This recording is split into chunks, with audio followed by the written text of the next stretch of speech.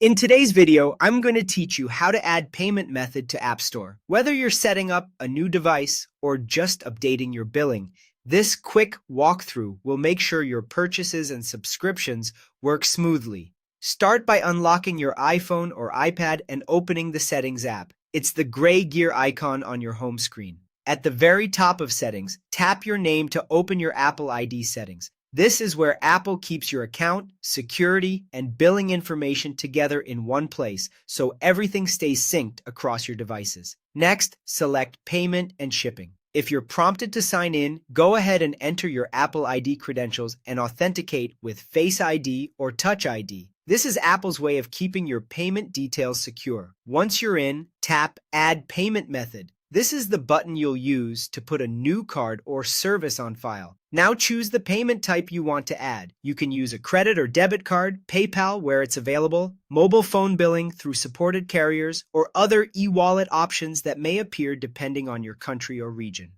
Pick the option that's most convenient for you.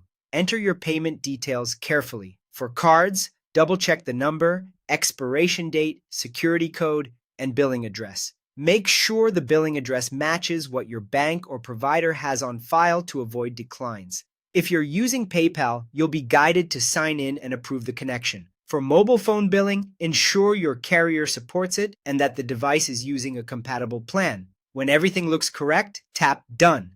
Apple will verify your information in the background. If you see a quick check mark or the new method appears in your list, you're all set. If there's an error, review your entries, confirm your region supports your chosen method, and that your device is connected to the internet. Once added, this payment method will automatically work across the App Store for apps and games, Apple Music, iCloud plus storage, any subscriptions you manage through Apple, and in-app purchases.